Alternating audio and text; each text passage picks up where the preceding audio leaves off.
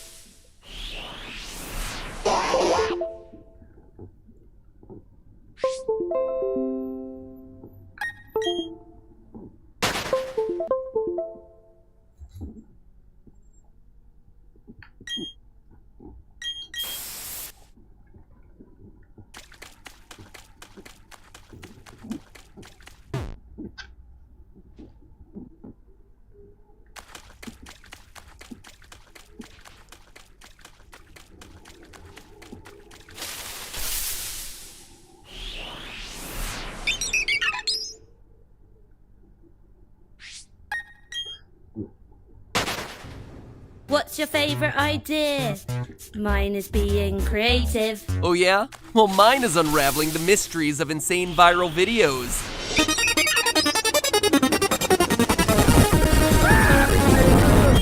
Hello, Internet! Welcome to Film Theory, the YouTube version of your uncle who thinks that everything is a conspiracy.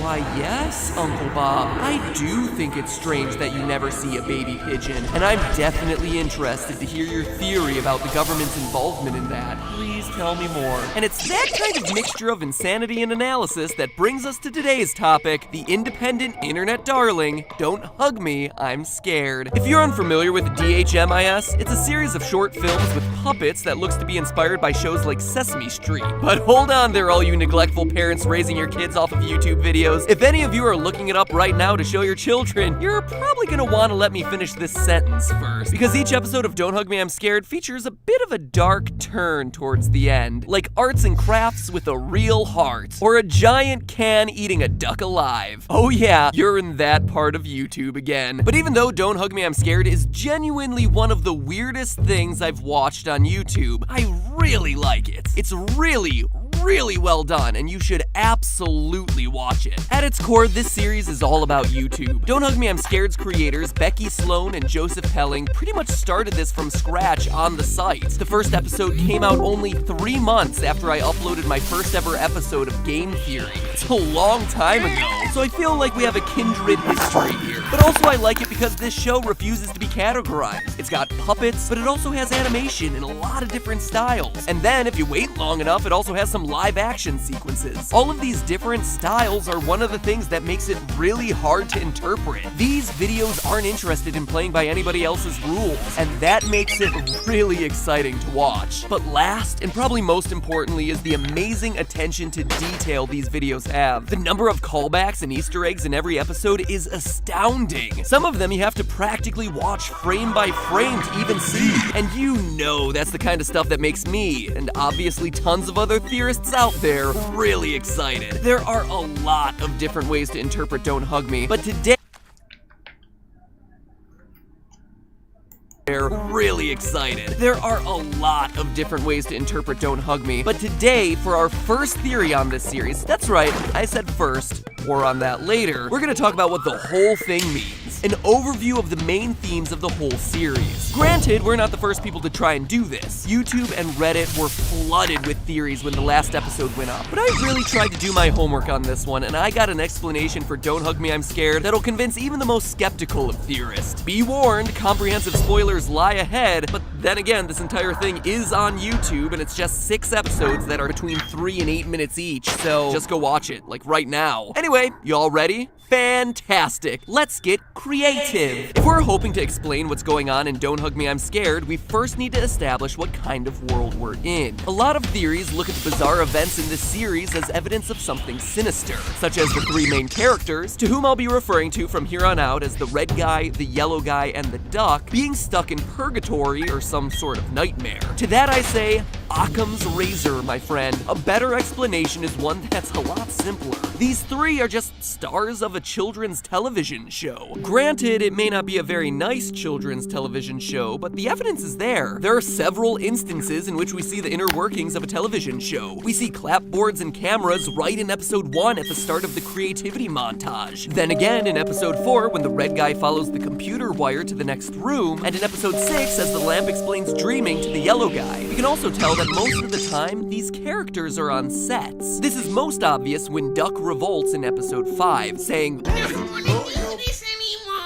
the perspective of the video changes, indicating that Duck has hit the camera that's filming him, and when the camera looks upward, we can see the characters aren't actually in a house with a ceiling, but in a studio with lights overhead. The other obvious tip-off is that our 3 main characters are basically archetypes of what you'd see on Sesame Street. The yellow guy is a human puppet, like Bert or Ernie, the duck is an animal puppet, like Snuffleupagus or Big Bird, and the red guy is some sort of humanoid monster, like a Grover or Oscar the Grouch, or those aliens that go meep meep meep meep meep meep meep meep all the time. Those things utterly freaked me out, by the way. And if this is indeed a TV show, it would explain some of the Easter eggs we keep seeing in later entire episodes. As Don't Hug Me, I'm Scared progresses, we start to see some of the same props appearing over and over again. At the beginning of episode 4, we can see a statue of Malcolm from the previous episode on the fireplace next to the clock. At the start of episode 5, we see the number chart the computer uses in episode 4 attached to the refrigerator, and then there are other props, like the red, blue, and yellow baseball cap that keeps showing up episode after episode. These aren't just cool Easter eggs, they're there for a reason, to decorate the set with props they've used before instead of having to buy entirely new props and set pieces every time. This is common not just within TV shows, but also across productions as a way to save money. There are examples of this practice all over film and TV, like the newspaper from No Country for Old Men showing up in the Texas Chainsaw Massacre, and even better, Modern Family. The armor from Starship Troopers also makes an appearance in Firefly, or Star Trek literally reusing an entire space station in 2 completely separate productions. There's one other juicy bit of theorist bait in episode 6 that strongly points to the whole thing being a TV show as well. When the yellow guy is in bed looking through his scrapbook, we see a picture of the red guy, who wasn't in episode 5 except for the credits, and whose bed is empty at the start of episode 6, wearing a graduation cap. Other theorists have suggested that this means that red guy is a teenager who grew up and went out to the real world, but going off to college is also a way for a television show to explain the sudden absence of a main character. For instance, at the end of season 4 of Blue's Clues, the original host Steve announces that he's leaving Blue to go off to college, when in actuality that was just the show transitioning to a new host, letting Steve go and do whatever weird artsy films that he's working on now. And no, internet, he did not go off and die of a heroin overdose. He just did a TV show like 3 years ago. Fact check, internet. Man, you guys are dark. Then again, we are talking about a series of videos where one of the puppets dies in a vat of oil and another gets his intestines ripped out. So, yeah.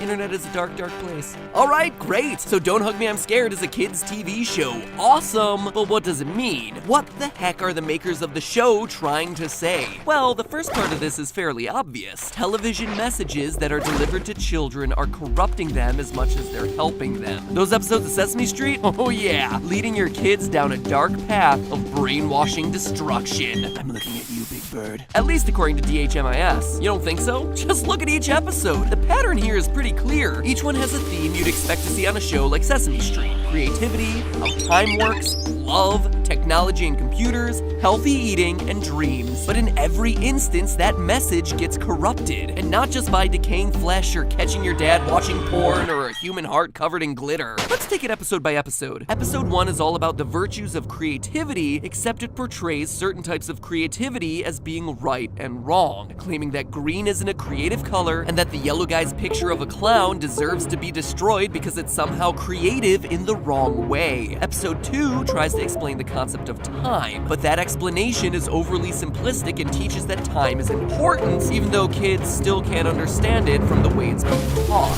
The clock answers questions about time like, when did it start? And when will it stop? With weird evasive answers like, Time is important and I am a clock. then, when the duck finally tries to explain time scientifically, the clock yells until Yellow Guy's ears literally start to bleed. In episode 3, the Yellow Guy learns about love from a butterfly, Pesky bee. or bee, A little baby pigeon. or little baby pigeon, or whatever, and teaches him about feelings, but then later learns that love is only okay when it's followed in a certain way, particularly as it applies to religion. Episode 4 is all about computers and how they can teach us a lot about the world, but at the end simply conclude that in the digital world, people end up doing frivolous things like fashion and shopping and mindless entertainment. They're literally getting sucked into a computer and distracted with all these superficial things rather than the information they were looking for in the first place. Then in episode 5, the characters are supposed to learn about how to eat healthily, but the advice of the canned meat is confusing and contradictory, and this food pyramid is just terrifying. The food groups can easily be sorted using the simple health shape. It's also about how certain name brand products are good for you and others are bad. The underlying theme here is clear. The kids show these 3 characters are in throughout the entirety of Don't Hug Me, I'm Scared sets out to deliver lessons about the world, but either fails miserably or succeeds in intentionally brainwashing kids to a specific point of view. But why? Why are the creators of the show so cynical about kids programming? Are they trying to say that there's some big conspiracy behind kids' TV shows? Well,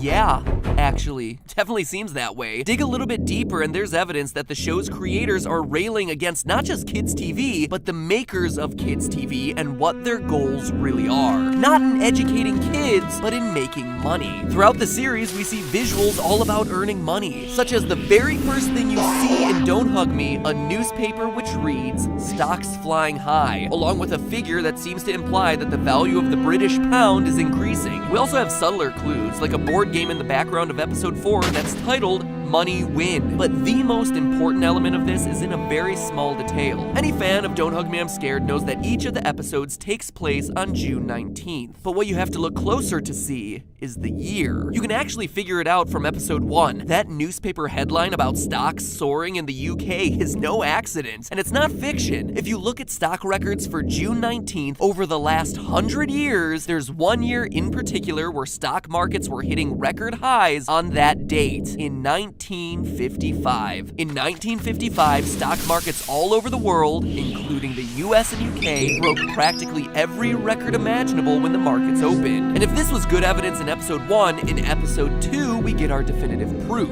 When the clock mentions that the past is far behind us, we see a picture of all three main characters with the date underneath that reads 1906-55. The 1906 part obviously stands for June 19th, since the Brits put their date before the month, with the 55 confirming our year. But why? Why 1955? Well, 1955 was actually a huge deal in British television history. Prior to 1954, the British Broadcasting Corporation, or BBC, held a monopoly on British television. But it was 1954 that the UK passed what became known as the Television Act, in an effort to bring an end to that BBC monopoly. This act,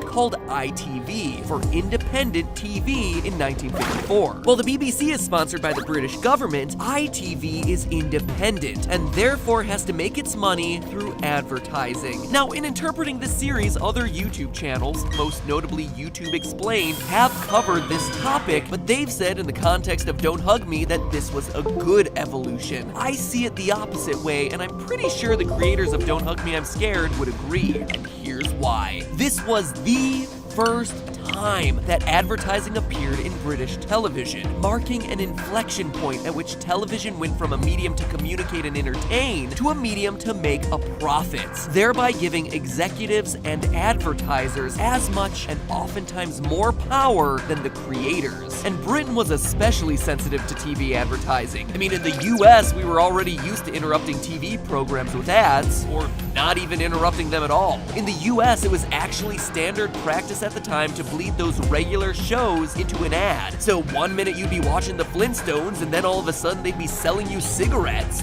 No joke. Or watching a game show and then being sold dishwasher detergent in the middle. One piece of evidence that was used against ads was that in the US, the coverage of Queen Elizabeth's coronation was interrupted by a commercial with a dancing monkey named J. Fred Muggs. The British considered advertisements like that embarrassing and quite frankly rude. You don't interrupt their queen with a monkey? So 1954 and 1955 were years that were filled with debates about when and how to allow ads onto TV. And if the behavior of Becky and Joe, Don't Hug Me, I'm Scared's creators, is any indication, the issue of ads influencing TV is a big concern of theirs. According to the newspaper The Guardian, Becky and Joe received offers from more mainstream sources to make episodes of Don't Hug Me, but turned them all down and funded the project themselves through Kickstarter. Joe Pelling was quoted as saying, "We wanted to keep it fairly odd and have the freedom to keep doing exactly what we wanted." The implication here is clear. If Don't Hug Me, I'm Scared were made for television, it would have had to have been approved by other people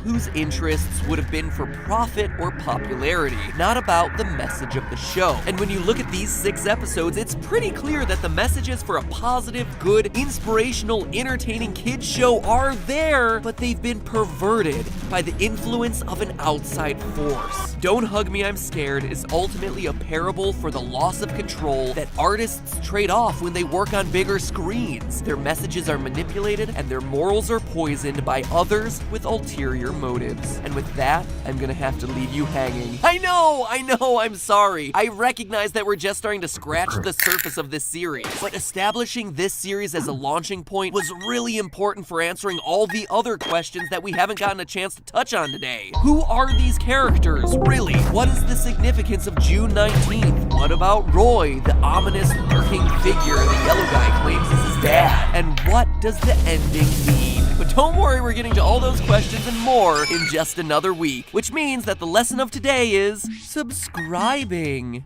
Subscribing is a good idea if you want to see the videos when they come out.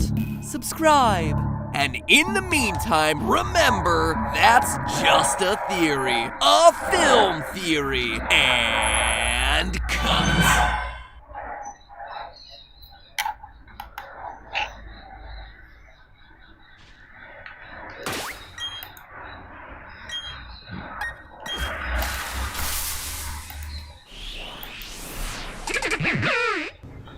What's your favorite idea?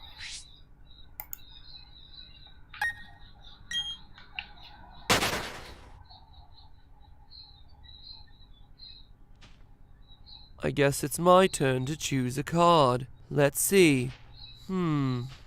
What's really going on in Don't Hug Me, I'm Scared? Yes, if only there was some way to learn more information about this. I'm a computer. I'm a computer-y guy. I got some theories in line that just might blow your mind.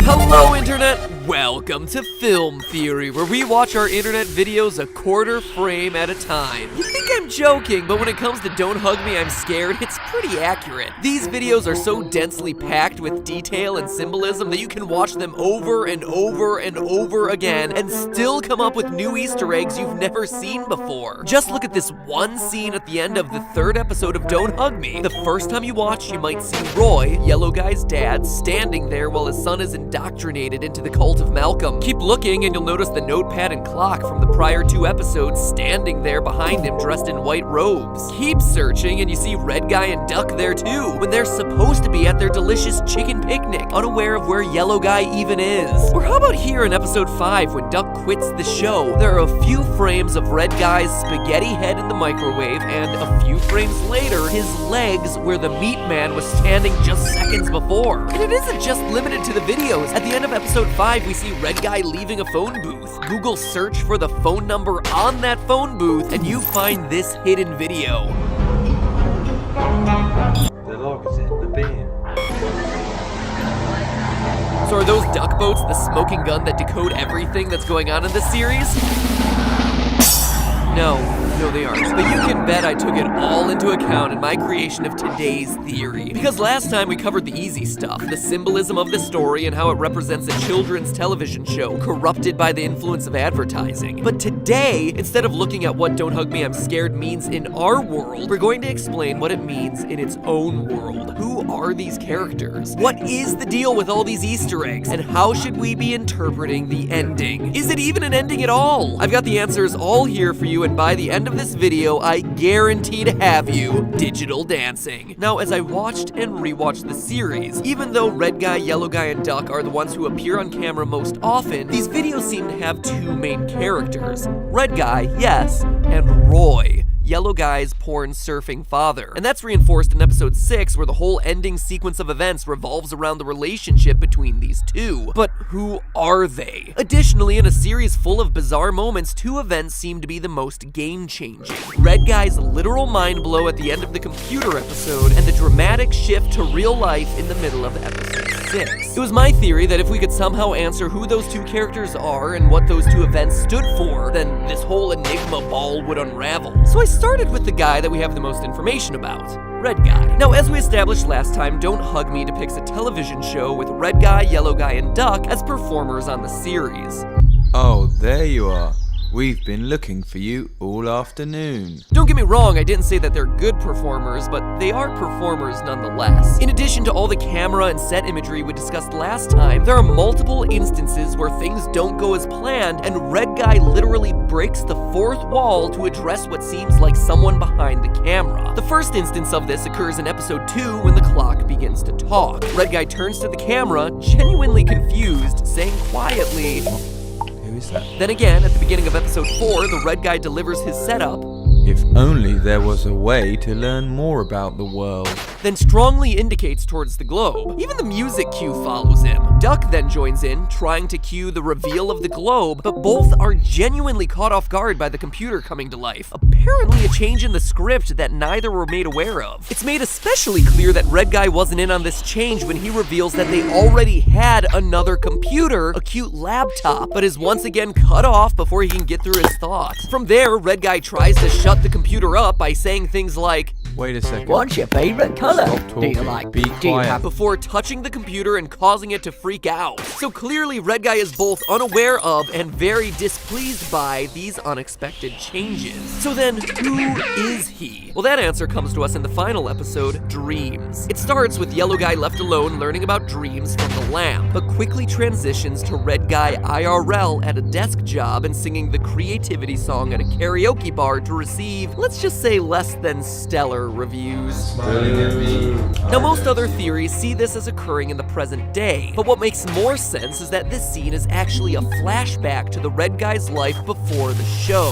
when he was working at a boring desk job and had dreams of making a children's television program. I mean, look at the way he pitches the idea of the singing file to his boss, something that becomes physically manifested later in the video. More on that in a minute. But truly, despite the monotone voice, this guy is a guy with dreams. Dreams that sometimes seem like they're getting drowned in a pool of oil, or booed off stage with all the enthusiasm of a YouTube comment section. But within that sea of bored disapproval, one person watching the Red Guy's performance wasn't booing, Roy. And it's here that we finally learn of the secret to their relationship. Roy discovered Red Guy at an open mic night and made him a deal to sponsor the kids show that Red Guy had always wanted. But then, how do we know that Roy is the sponsor? It's easy. We're expressly told it in the credits. Episodes 2 through 6 of DHMIS end with a special thank you to all the Kickstarter backers, and the last person thanked in every episode is Roy, because he too is a financial backer. In fact, within the lore of the series, he's the main backer, a sponsor with greedy motives who gets out of hand once Red Guy is out of the picture in episode 5. We see very clearly in the healthy eating episode that Roy sells food products. His name is littered everywhere, but more specifically, notice the foods his name is on: Roy's Flour, Roy's Health Juice, Roy's Oats, and Roy's Flakes. Most of these are grain-based. Now compare that to what the meat in the can are teaching the children as healthy: all foods that are grain or dairy-based, and also aspic. But this theme of questionable health benefits behind plain foods doesn't stop there. It also appears in a bizarre interview the characters did with the British website It's Nice That in May of 2016. In it, Red Guy says that he's trying an all plain foods diet and that it's causing some disturbing side effects. Wonder if his teeth are turning gray. In fact, Roy's role as a food producer can even tie in with the overalls that he and his son wear. And this isn't the first time that we've seen some product placement in these episodes. In episode 4, the computer prints out a picture of oat cereal and then also shows them a picture of the same cereal in the newspaper. If you look really closely, you can even see the oats digital dancing. Considering the theory that Red Guy is the creator and Roy is the sponsor, this product placement was probably a big point of contention. But with Red Guy no longer on the show as of episode 5, Roy was free to fill the video with as many products and skewed health messages as he wanted to, turning it from being educational to being one big commercial. You can even see it happen. If you check out the final moments of episode 4, frame by frame, you see both Duck and Yellow Guy glitch into the picture. But look closely and you'll see that their brains are exposed, a sign that they've been brainwashed by the computer. So if Roy's the sponsor, then what's the deal with Yellow Guy calling him his dad? Well, he's not lying. As sponsor of the show, Roy can make sure that his son is put into the spotlight. This would explain why Yellow Guy is clearly the most inexperienced of the 3 on camera. But don't think for a second that Roy is some stage mom trying to get his son famous. Quite the contrary. necessary. Going back to that It's Nice That interview, we actually hear Roy speak for the only time ever throughout the entire series. When asked if he had anything to say, he responds with the following: "My silly boy has allowed his eyes to grow arrogant and rude. For this, I will take him on a trip to Punishland." Yikes! Punishland! Something tells me this isn't Disney World's latest park extension. But when you look at the series, it actually makes a lot of sense. Yellow Guy has been the victim from the very beginning. In episode 1, his painting is destroyed and he's told that his favorite color isn't creative. In episode 2, the clock yells at him until his ears bleed. In episode 3, he's nearly seduced into joining a cult. In episode 4, he gets brainwashed by the computer. In episode 5, he pulls a Scott Tenorman and eats his friend. And then in episode 6, is tortured by an unending barrage of inane lessons. Oh yeah, and also drowns in oil. But if you think Roy's Punishland stops there, well, boy howdy, you are wrong. Observant viewers will spot horses sprinkled all over DHMIS videos. Pictures of horses, rocking horses, horse figurines, animated horses. Well, in the same interview with It's Nice That, it's revealed that Yellow Guy is scared of horses. He's also apparently allergic to eggs, wasps, crabs, meat, and trees, all of which are elements that we see worked into various episodes throughout the series. Roy's not only sponsoring the series to push his own goods, he's also doing it to push his son to the brink of insanity. Even Don't Hug Me, I'm Scared's most famous Easter egg fits in with the idea of Roy teaching Yellow Guy a lesson. The unchanging date of June 19th has bothered would-be theorists since the second episode, but we have our answer right now. June 19th, 1955, the date which we see hinted at over and over again throughout the series, was Father's Day. In 2011, when the first episode of Don't Hug Me, I'm Scared was released, Father's Day was also on June 19th. And this year, the date of release for the very last episode was June 19th, which lo and behold was once again Father's Day. Big Roy is punishing his son for letting his big chungus, big chungus, big chungus. You are on mute because you are a big chungus. You should go off mute or else you will be a big chungus. I'm off mute, but I wish to still be Big Chungus.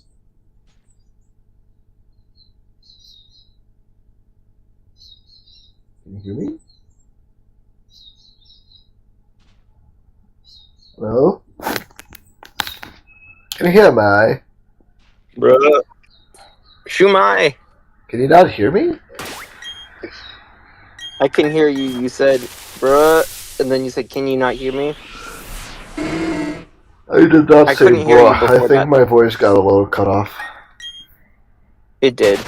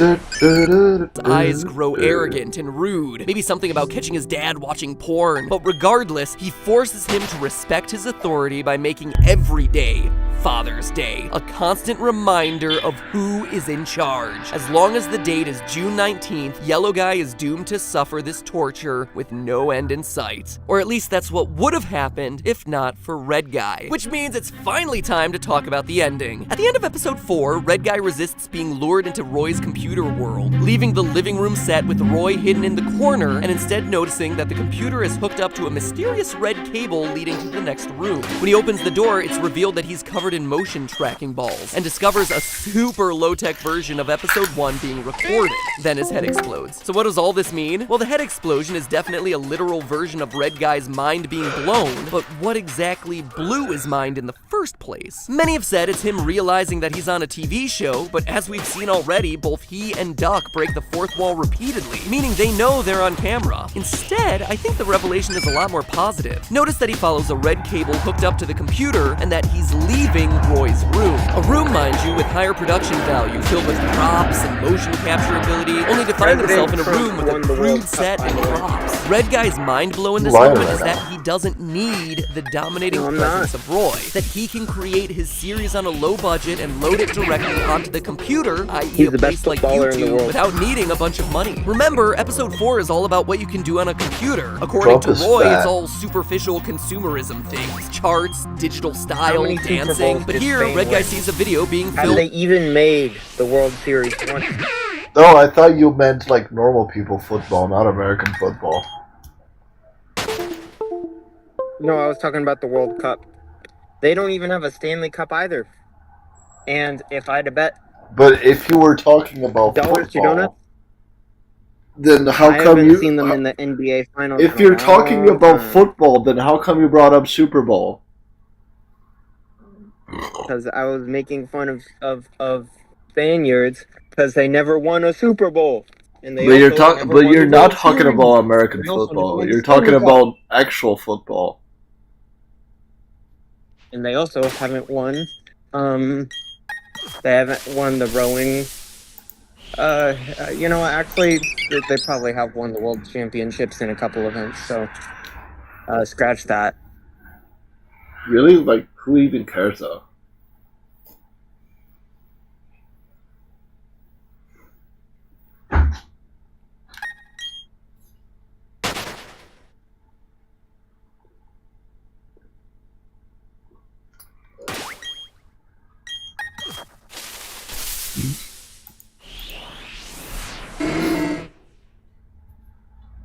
Da, da, da, da, da, da, da. Bow, bow, bow, bow, bow, bow, bow, bow.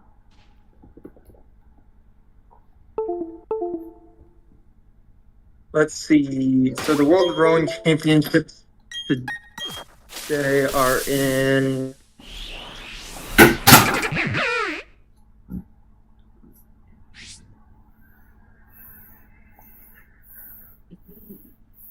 Let's see if Spain has even gotten a single medal. No, they've gotten 6 gold medals, so okay, they have gotten a rowing World Cup championship. A rowing championship, gold medal. Very sad.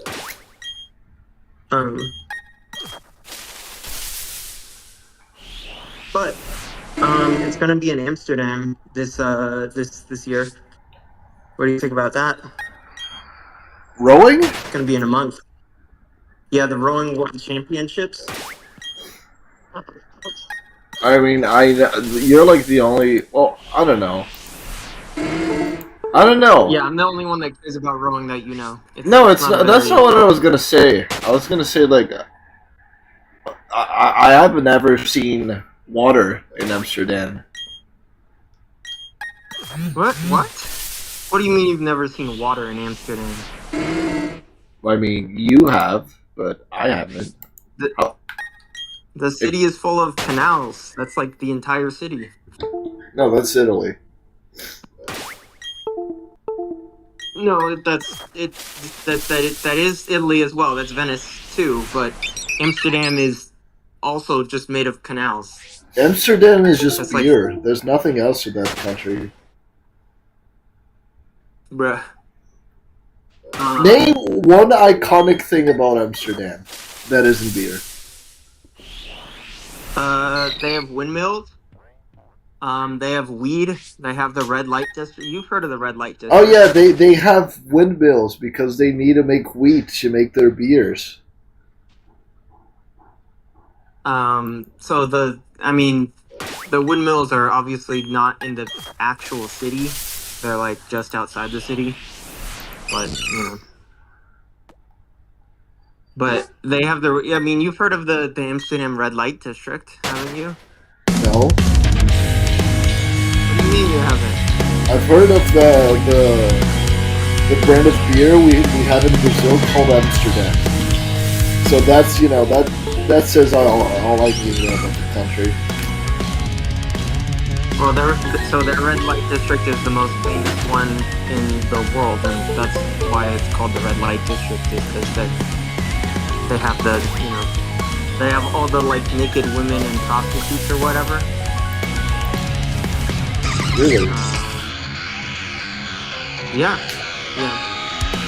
And then the blue light means male prostitute, and then I think they have like both on if it's like something else, like a transgender person or something or other, something like that. But yeah, it's the red light district. I didn't really like it that much, but it was worth an experience, I guess. It is kind of weird just like walking on the street and there's like a whole bunch of like naked women and they're like, hey, come here, pay money, and I'm like, Sucky, okay. sucky. Like, how is this legal? $10, sucky, sucky. And then they're like, but apparently they're like really, really, really well legally protected. So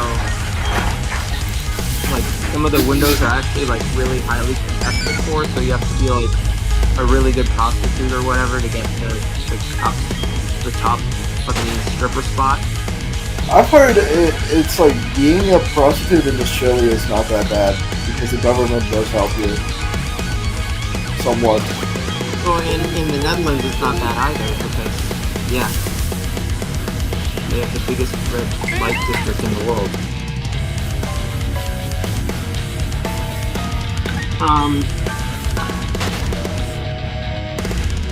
But yeah, they also have a bunch of weed. That's also what they're known for.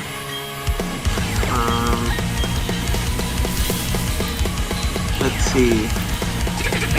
And that's true. They're known for their cycling culture, although that's throughout the entire Netherlands. It's not just Amsterdam.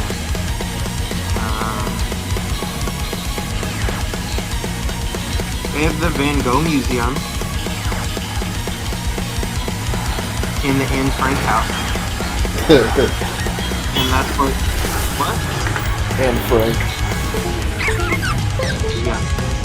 Have you, and I think I've posted it in the server, but, they're making a play called Lamb Frank, where Anne Frank is a non-binary Latinx, Jew. That's fucking stupid. It's satire, but it's a real play. That's still fucking stupid. Funny. Yeah.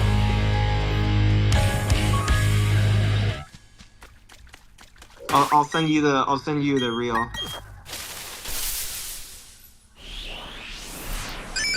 And it's a musical, of course, where they sing about like, I'm non-binary, I am Latinx, and Hitler's about to kill us. That's true. That's literally what they sing. Billy Mays.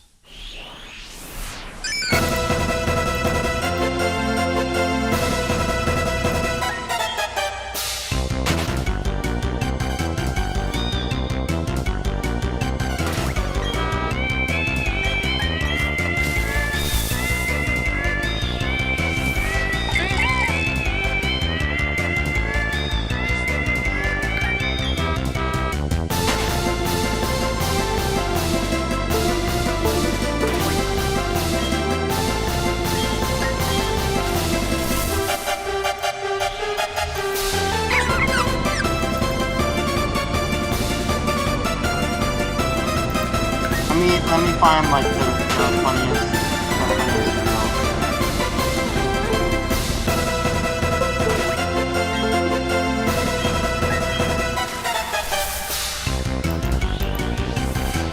Well, this doesn't have all the Latin, but anyway, through the chat, it's gonna get anyway.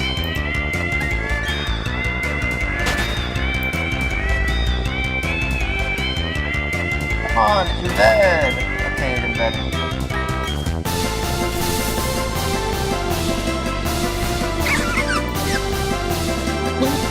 This hiding's over, I'll be in demand with my pros tighter. And if survival's not the plan, I'll be a ghost rider. Yeah! Look now how I blow it up like a coke house getting shook down. Wanna show up, knowing how to put down nouns in a book. They're whipping a mayonnaise, Look by down the on my way. plate cause I left no crumbs at the cookout. Guess I got more game than a playground. Bitch, say my fucking name, shut the plate down. I'm feeling really high. Until the publishers are hiring me. And down the line I'll be spiraling. I'm finna rewrite my diary. That was epic.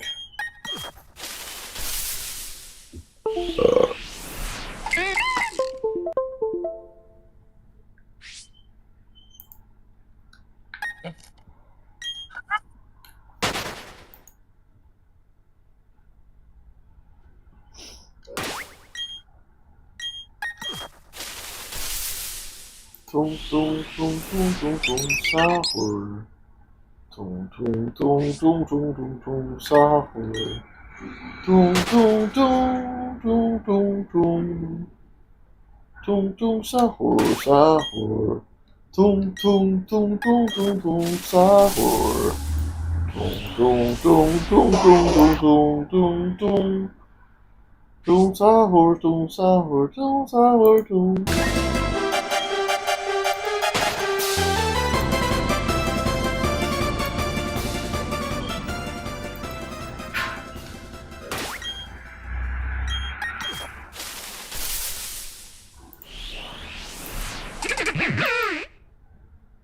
It's actually so stupid, but it's a little bit funny that they're like they stuck to the bit a little bit too long. I'm like, okay, like you don't have to actually make a musical, but then they did.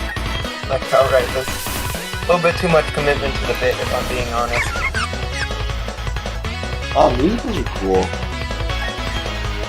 Okay, yeah, this is the non-binary transsexual.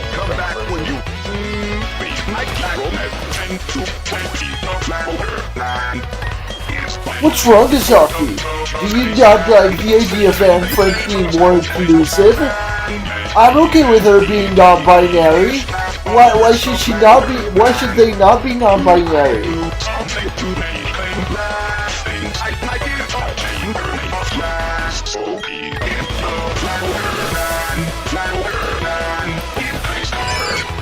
You know, you've heard of coming out of the closet. Now you should hear about coming out of the attic. Heyo! What about the attic? You've heard about coming out of the closet. Now you're gonna want to hear about coming out of the attic. Oh, the attic? Yeah, okay, I get it. That was pretty good. Come to the attic. That was pretty good. Come on.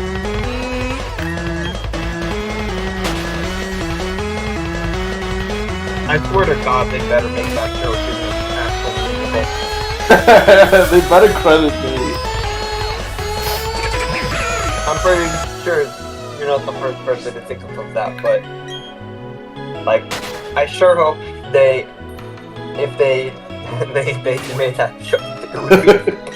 I mean, if you're going to the musical, you're already gonna be offended. So, Yeah. like, if you're going to a musical about fucking hip-hop, non-binary, pansexual, Latinx, and Frank, then I think you gotta be okay getting a little bit of... Yeah. Honestly, like, I think, like, there's a lot of offensive musicals out there. Like Heathers, Book of Mormon. There's more. I mean... You could say Cats is offensive. Like, offensively bad.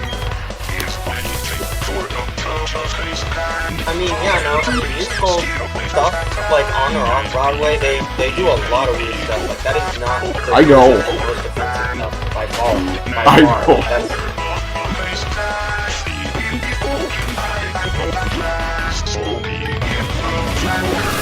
It just sounded like they committed to the bit a little bit too hard. It was like, okay, you didn't actually have to do the bit, but they did. And it was like, well, You said that before, dude. Okay. Frisbee! Oh my god, that lid? So I just got like a cookie jar, and it had like a plastic lid. That lid works way too well as a Frisbee. It should not work that well.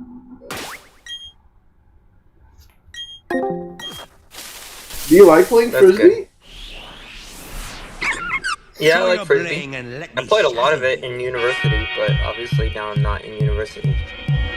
You wanna play Fashion Zombie? Yeah, sir. But I do not like being called a dog. I like the kitty. A dog.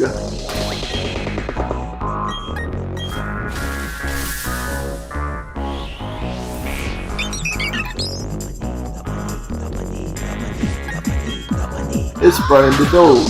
Family dog.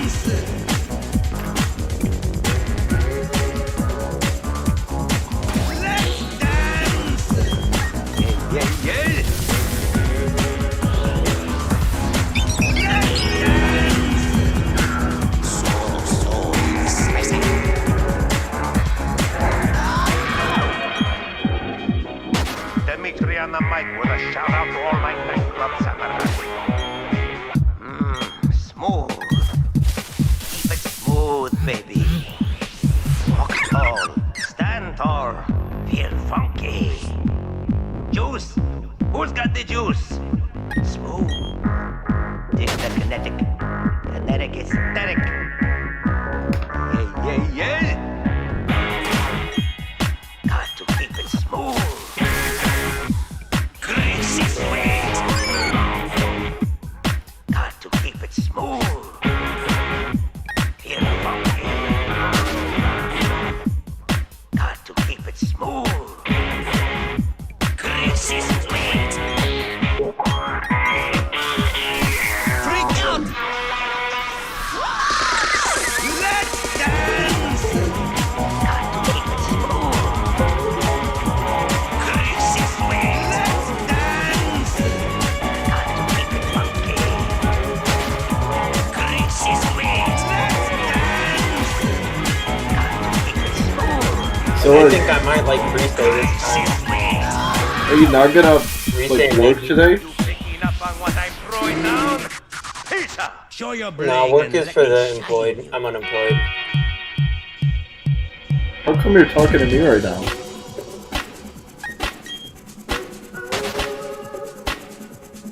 Am I just that pretty that you like skip that you skip the day of work just talking to me?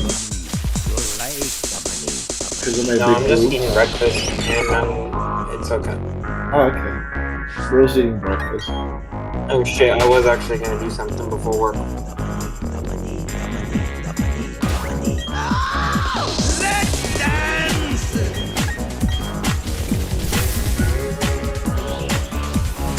Let's dance. Yeah, yeah, yeah.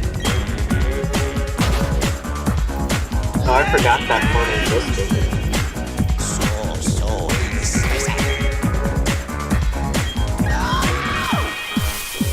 So did anyone actually buy the iPhone 10? The iPod Nano? Smooth. Keep it smooth, The iPhone baby. Air. Walk I don't know. stand tall, feel funky. Aren't Apple stocks like super fucking like, you know, Smooth. shit nowadays? Kinetic aesthetic. Apple stock? Yeah, Apple I have no stocks. idea.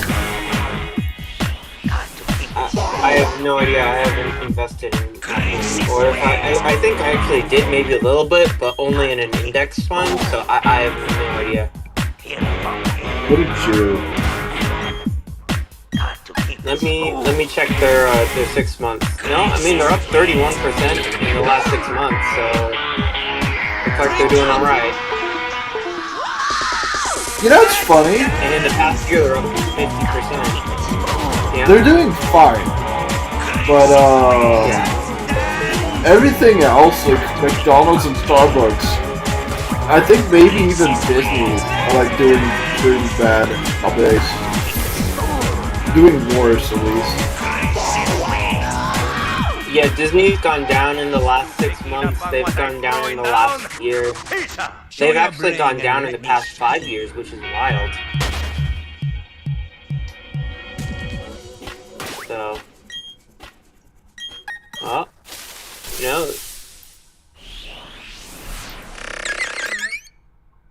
apparently they're still doing more layoffs. So their stock is going to be down for a while. That's cringe.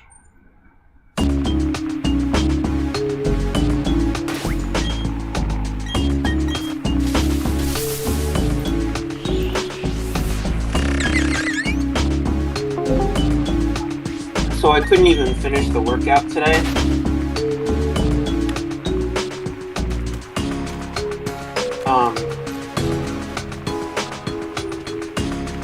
Which sucks. Like I couldn't. It's not that I did it slow. I just didn't even do it. I just didn't even finish it. But it was in the heat and in the humidity, and my body was just like, "You can't do this. Like, stop." And I was like, "Okay," and then I stopped. Because after I finished that workout, I was like feeling my arm, and it was like insanely hot compared to the outside temperature, which was already, you know, what is it? FGC. So it's already like, you know, 30 degrees outside and humid. So that fucking sounds awful. Yeah, in the morning, it's already that bad. So, but you know, at least the sun wasn't that bad. So, but like, I was just unable to finish the workout because I went out too hard, and my body was like, "Yeah, no, we can't do that. We are too hot. We are overheated." And then I stopped, and I didn't even finish it. So, whatever.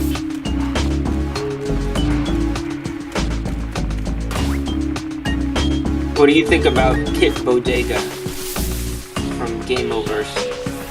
I don't know who that is. I will send a photo. Is it the CGI show? Oh, I don't care about this character. No, that's just the porn character that people make porn out of her.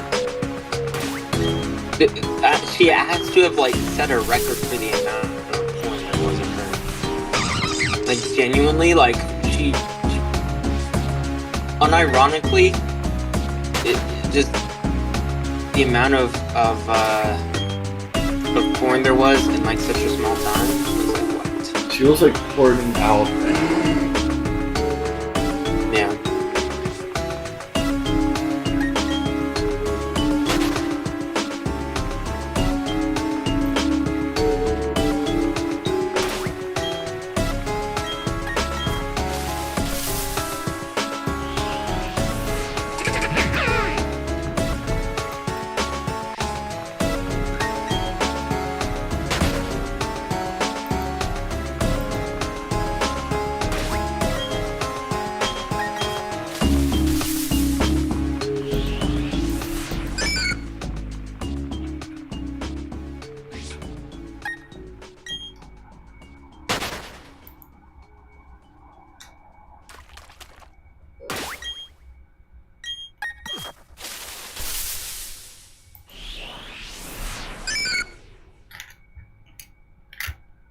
Oh, don't watch this, guys. It's spoilers for Weird Root. You're gonna get spoiled. I'm like, what the fuck does that even mean? Like, this guy got thrown on the ground? Okay, whatever. Jesus Christ. So the iPhone Air cost $1,000. So no wonder they're not selling any, because why would you spend $1,000 on something that will like break in 2 seconds?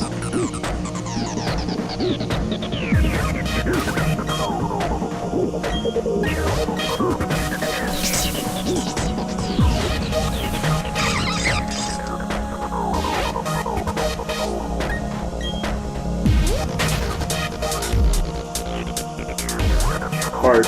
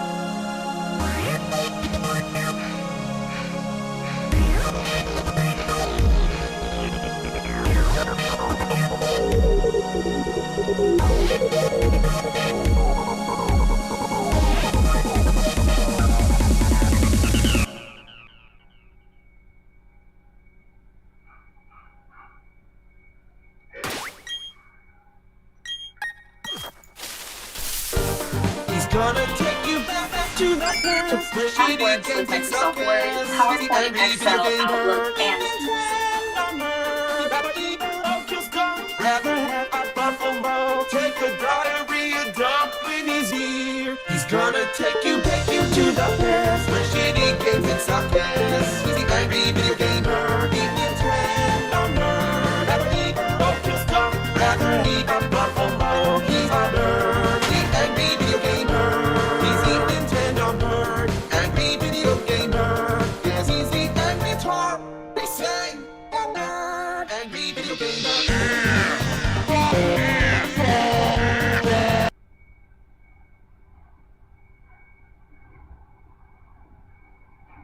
Homer let the bards out. I'm gonna sense take some like bullshit, and Fake's gonna be like, "No, you can't do that. That's spoilers." I just didn't take some. he said he had control. Why? He said he had I don't know. She's like, "You're gonna spoil yourself on Delta Room," and I'm like, I have no idea what this is even referring to. Homer let the bards out. So like, what are you gonna get from like sending that to steak? A reaction. A reaction. and he can't do nothing now. Homer let the bards out. Homer took that L somehow. The door is open. The bards are free. Homer standing there in disbelief. Homer let the bards out. Homer let the bards out. Homer let the bards out.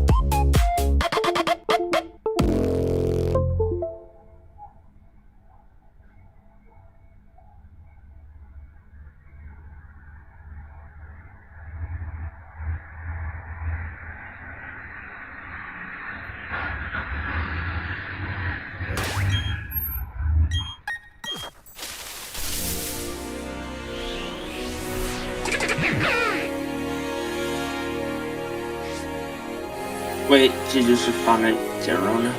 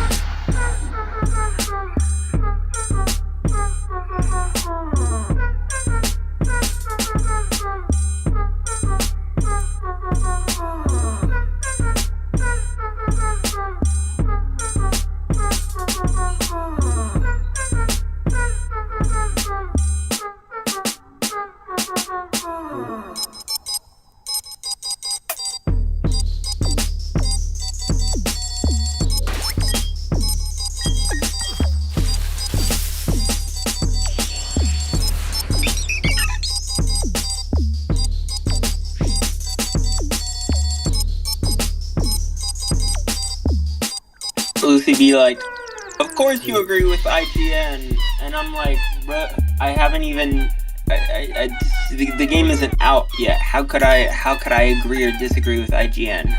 You're sharing one of their videos. Well, yeah, I just wanted to know if it was good. You want to know if it's good by looking at IGN. Yeah, because they show gameplay. And we don't have gameplay, but they show gameplay. He opened up the door. They started running. I mean, it might not be good, and then I'll play the game, and I'll be like, wow, this is ass. But, you know, you're still supporting IGN. The graphics are uninspired. So, the graphics sound interesting. Watch the video I sent.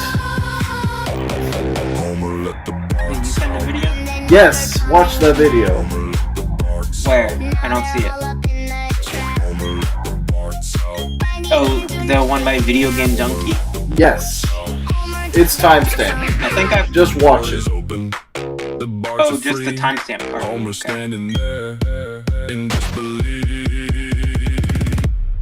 Homer let the bards out.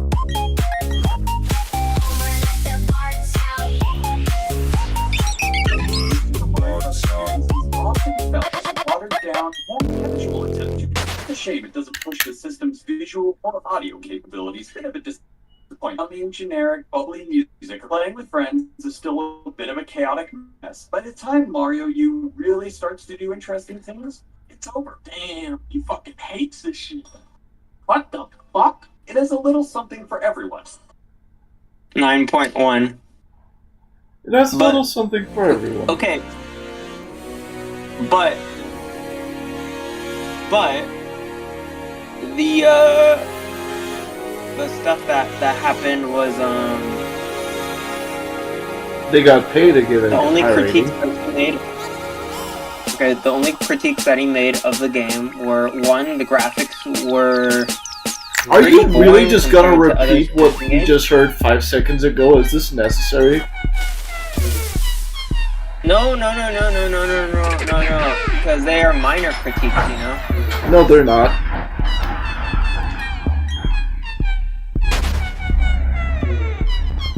They're not minor critiques, what are you talking about? He's saying, this sounds like shit, this is boring, this was done before, this is clumsy. Those are not minor critiques. Lucy, I'm talking about the Splatoon Raiders video, not that one. Oh, okay. Yeah, the Splatoon Raiders critiques are that the graphics are kinda not very fresh. And some UI stuff where like... Can I be honest? That... It's Splatoon. Yeah. What the fuck are you expecting, graphics-wise? Well, they have some interesting I'm not expecting it to look drastically different. I'm just expecting like the background to look cool, the UI to look pretty cool. Cause like, you know, in Splatoon 1 and 2, they look pretty cool. Like they have like cool doesn't mean good. It's like quirky, you know.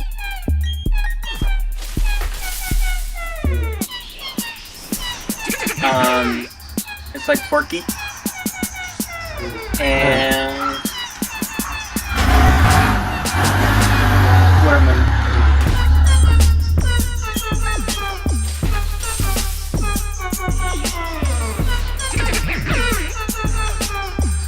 But yeah, I think the issue he had, the other issue that he had was like a little bit of UI nonsense, and also sometimes the difficulty curve isn't perfect, but it was pretty good. That's what he says, that the difficulty curve was like, sometimes it was a little easy, but it was usually like, when he thought it was easy, like the next level would like clap him, and you know, you'd be like, okay, never mind, I stand corrected.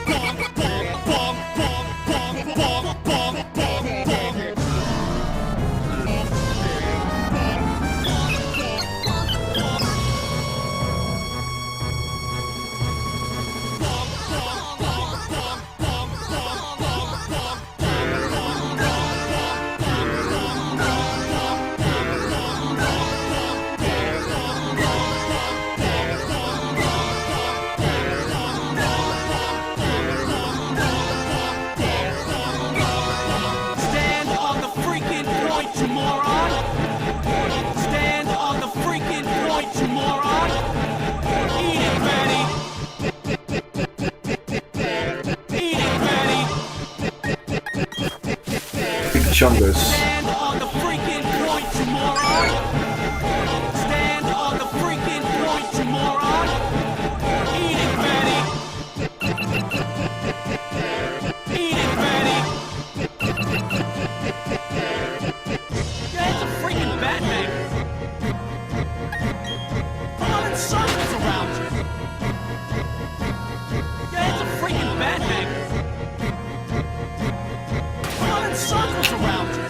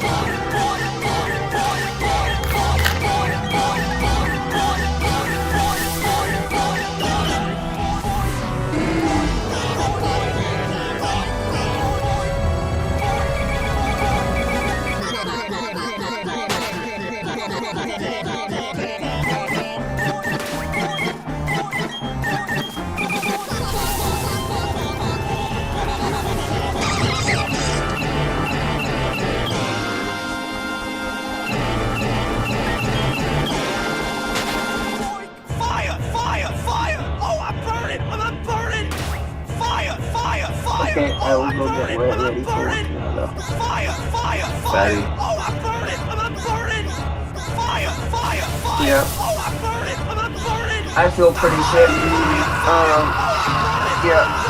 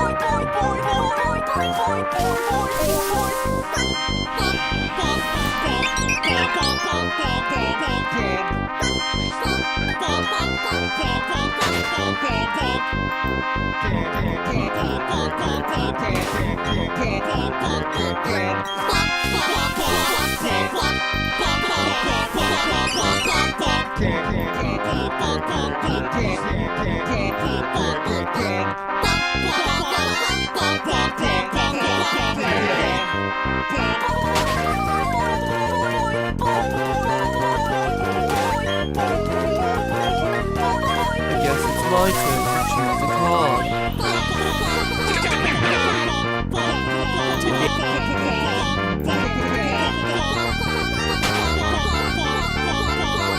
Peter Dispenser here.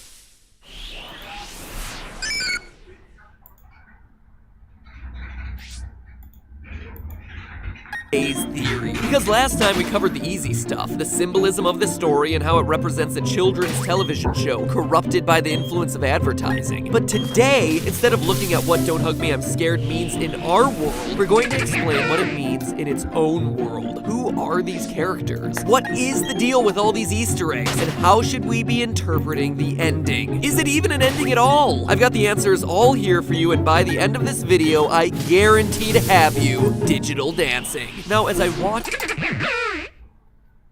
turning it from being educational to being one big commercial. You can even even see it happen. If you check out the final moments of episode 4, frame by frame, you see both Duck and Yellow Guy glitch into the picture. But look closely and you'll see that their brains are exposed, a sign that they've been brainwashed by the computer. So if Roy's the sponsor, then what's the deal with Yellow Guy calling him his dad? Well, he's not lying. As sponsor of the show, Roy can make sure that his son is put into the spotlight. This would explain why Yellow Guy is clearly the most inexperienced of the 3 on camera. But don't think for a second that Roy is some stage mom trying to get his son famous. Quite the contrary. Going back to that It's Nice That interview, we actually hear Roy speak for the only time ever throughout the entire series. When asked if he had anything to say, he responds with the following: "My silly boy has allowed his eyes to grow arrogant and rude. For this, I will take him on a trip to Punishland." Yikes, Punishland! Something tells me this isn't Disney World's latest park extension. But when you look at the series, it actually makes a lot of sense. Yellow Guy has been the victim from the very beginning. In episode 1, his painting is destroyed and he's told that his favorite color isn't creative. In episode 2, the clock yells at him until his ears bleed. In episode 3, he's nearly seduced into joining a cult. In episode 4, he gets brainwashed by the computer. In episode 5, he pulls a Scott Tenorman and eats his friend. And then in episode 6, is tortured by an unending barrage of inane lessons. Oh yeah, and also drowns in oil. But if you think Roy's Punishland stops there, well, boy howdy, you are wrong. Observant viewers will spot horses sprinkled all over DHMIS videos. Pictures of horses, rocking horses, horse figurines, animated horses. Well, in the same interview with It's Nice That, it's revealed that Yellow Guy is scared of horses. He's also apparently allergic to eggs, wasps, crabs, meat, and trees, all of which are elements that we see worked into various episodes throughout the series. Roy's not only sponsoring the series to push his own goods, he's also doing it to push his son to the brink of insanity. Even Don't Hug Me, I'm Scared's most famous Easter egg fits in with the idea of Roy teaching Yellow Guy a lesson. The unchanging date of June 19th has bothered would-be theorists since the second episode, but we have our answer right now. June 19th, 1955, the date which we see hinted at over and over again throughout the series, was Father's Day. In 2011, when the first episode of Don't Hug Me, I'm Scared was released, Father's Day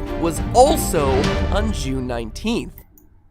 Discussed last video, this is similar to the journey the creators of DHMIS took to keep their series independent. So, Red Guy leaves Roy's series, and then in episode 5, we repeatedly see imagery of him on the outside looking in. He's looking at the series from a new outsider's perspective. Those foreboding phone calls for Duck throughout the episode are coming from him. We see him exiting a phone booth at the end of the episode, for crying out loud. It's him calling his friends to let them know that there's another option, that they can and need to escape, to stop selling their souls to Roy. Duck answers and tries to get away, but as we see, is captured, canned, and consumed. But is Duck getting eaten literal? It's hard to say. Seems like it shouldn't be, right? But then again, Roy is a farmer, and Duck is the only character who happens to be an animal. The can consuming the duck could be the duck getting canned. All of this comes to a head in episode 6. Yellow Guy is the last one standing on the show, held there by his father. Once the episode gets underway, we see the origins of the series, with Red Guy being discovered by Roy at karaoke. We then cut to Red Guy discovering, for lack of a better term, the show machine, which creates the characters and situations that we've seen throughout the previous 5 episodes. Now mind you, none of this is literal. It's all meant to be symbolic. This is Red Guy coming to grips with the show he created and seeing for the first time ever with clear eyes the effect it's having on kids like Yellow Guy. Roy discovers Red Guy trying to shut down the machine and reaches his hand out to touch the Red Guy on the shoulder. It's not a gesture of aggression, it's more like a peace offering, an invitation to come back and work for the show once again. Because face it, what else does Red Guy have? In a society full of negativity towards his ideas, Roy was the only one willing to take a chance on him. And you see, that's the brilliance of episode 6 here. It starts by addressing typical dreams, the ones that happen at night, but when you look again, it's actually about personal dreams, and how seeing a dream achieved, like Red Guy finally creating the show he always wanted, can turn into a waking nightmare. But it's at that moment that Red Guy decides to literally and figuratively pull the plug on both the show and his relationship with Roy, eager to see what will happen next. And it works. We restart the series, but with some very important differences. All the characters are now the color they said was their favorite in episode 1, blue, red, red, and green. The date on the calendar changes from June 19th to June 20th, meaning that it's no longer Father's Day and Roy has no influence on the show anymore. It is quite literally the start of a new day. And that also makes sense when you look at the sets. At the beginning of episode 1, the kitchen is full of props like knives and plates and books and a telephone. But the reset version at the end of episode 6 is very simple, with just a table and a few other items. Without Roy's sponsorship, they're working on a smaller budget, but the characters are finally free. The notepad flips open and the first episode begins again, but this time it's on their own terms. This time green will be a creative color. But hey, that's just a theory. A film theory. And cut.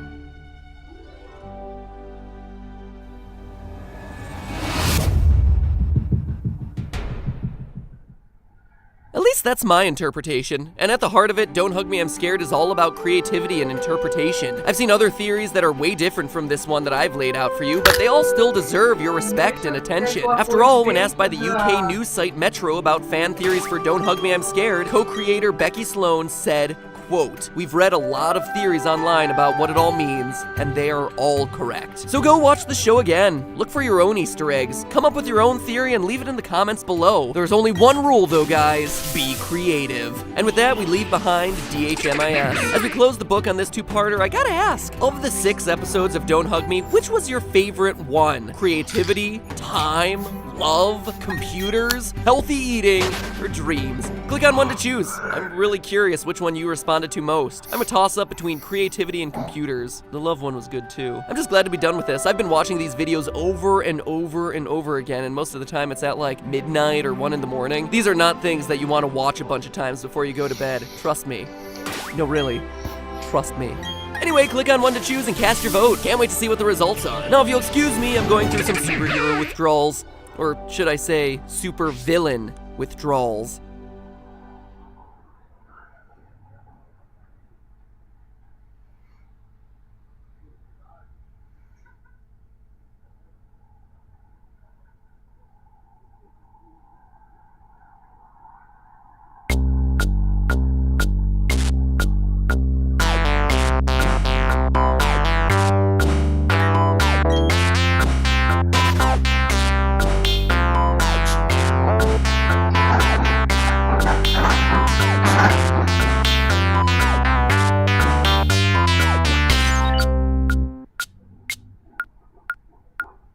Hello, Internet. Welcome to Film Theory, where too much watching won't make your teeth go gray. It'll make them fall out. You might not know this about me, but one of my favorite entertainment genres is puppet psychology.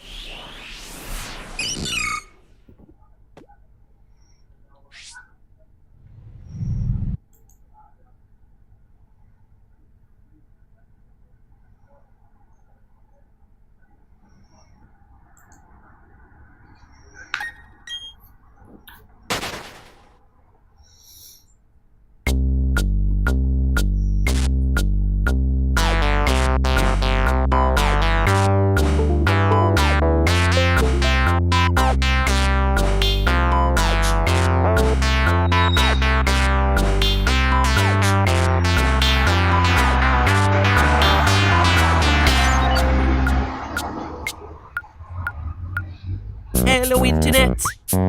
Welcome to Film Theory, where too much watching won't make your teeth go gray. It'll make them fall out. You might not know this about me, but one of my favorite entertainment genres is puppet psychological horror that comments on the state of modern children's programming. I have very specific tastes. So it'll come as no surprise that I am thrilled that Don't Hug Me, I'm Scared is coming back for more. Now, if you're not familiar with DHMIS, the show was a 6-part series that felt a lot like Blumhouse got a hold of Sesame Street, or the Muppets just got a wee bit too sick of being so good and wholesome all the time and went all American Psycho. After the series allegedly concluded, I did a 2-part theory trying to unravel the messages of the series while also piecing together the lore within the show itself. And that's where things ended 2 years ago, with DHMIS relegated to the archives of YouTube where it would live in infamy, joining the ranks of Marble Hornets and Salad Fingers as twisted web series that would deliver creepy nostalgia for a generation of youngsters. At least, that's what I thought. Then, out of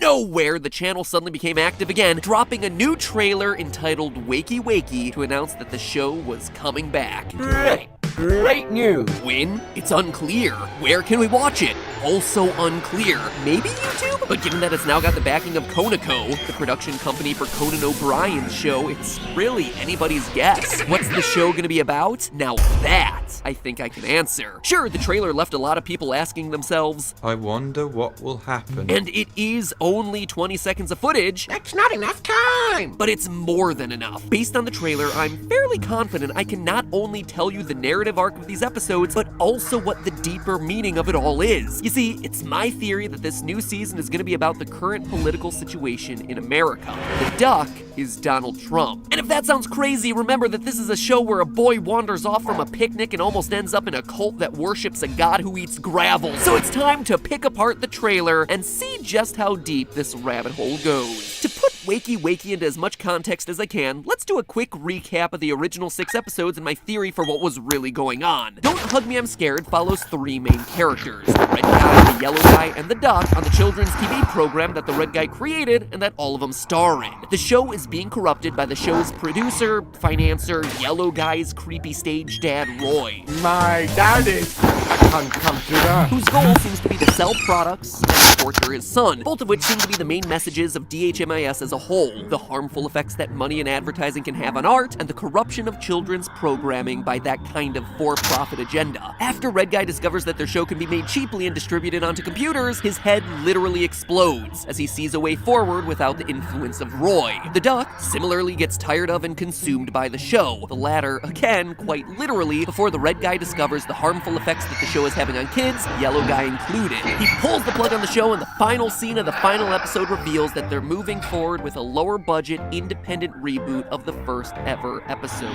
So that's where we're coming from. Now, cut to Wakey Wakey, where we get an establishing shot of Clay Hill, the town where it seems these characters live outside of the context of the show. We get a quick shot of Red Guy walking through the forest, followed by what looks like a classic episode of their usual show, The Key, as a teacher. We get a couple of shots of computer machinery with the duck's face on it, then see a snapshot of a dark room in a state of disarray, and the duck's face on a large screen behind the now locked gates of Clay Hill. Then we've got ourselves a psychedelic door and a shot of a purple marble.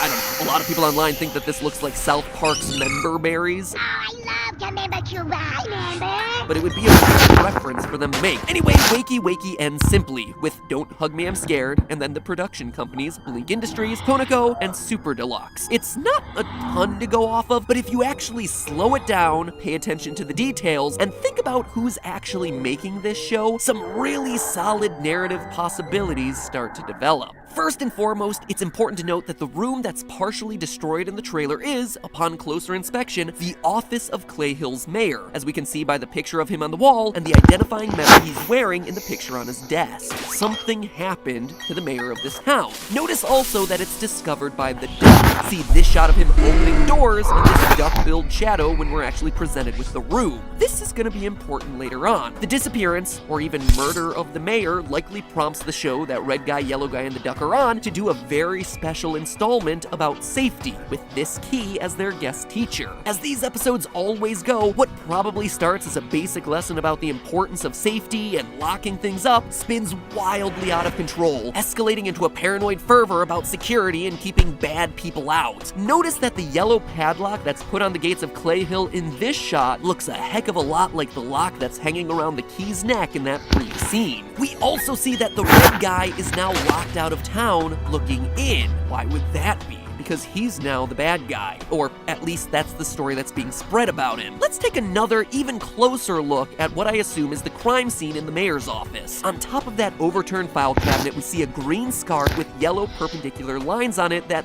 should look pretty familiar. Sure, we've seen it in previous DHMIS episodes, but based on the ending of episode 5, we know that it belongs to Red Guy, because he is actually wearing it as he walks away from the phone booth. If the duck is the one who discovers the crime scene, maybe he recognizes that clue and uses it to get Red Guy banished from Clay Hill. After all, most of what we see of Red Guy in the Wakey Wakey trailer is him in isolation and outside of the town, as he walks through a forest, is literally locked out of the city, or is just looking through binoculars, again, out in the wilderness. Now consider this. The duck is really the focal point to this trailer. Not only is he the one who discovers the ruined mayor's office, but throughout the trailer we see a lot of imagery pointing to the duck being in control.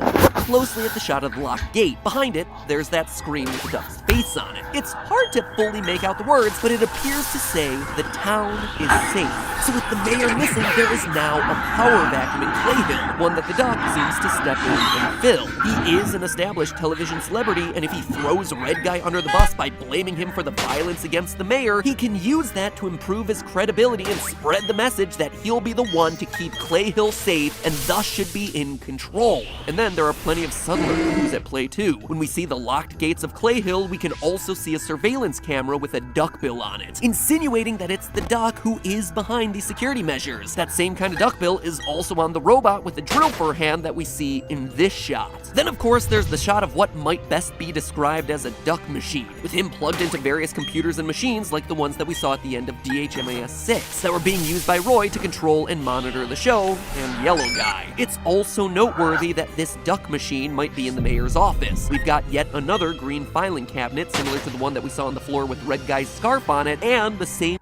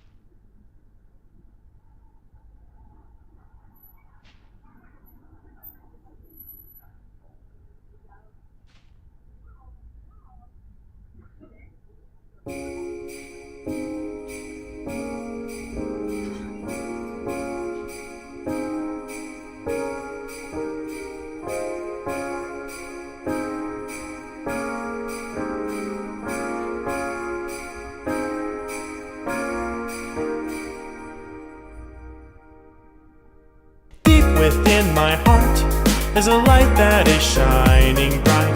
Happiness aglow. We are starting our lives tonight. Something's in the air. I can sense a change in the winds. Magic everywhere. This is where it begins. Love can be found in every room. As long as I'm with you, there's nothing we can't do. On this amazing winter's night, while we string the Christmas lights, the snow is clean and white. Deep within my heart is a light that is shining bright. Happiness aglow. We are starting our lives tonight. Something's in the air. I can sense a change in the winds. Magic everywhere. This is where it begins. Presents underneath the tree, with a cup of sweetened tea and light fluffy cookies. Friends and the ones we love the most at the table hold a toast.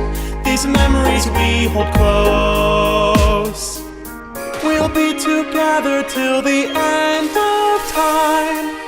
You gave me your heart and I'm giving you mine. I will protect and keep you safe and sound. We will bring the Christmas cheer in underground. Deep within my heart is a light that is shining bright. Happiness aglow. We are starting our lives tonight. Something's in the air. I can sense a change in the winds. Magic everywhere. This is where it begins.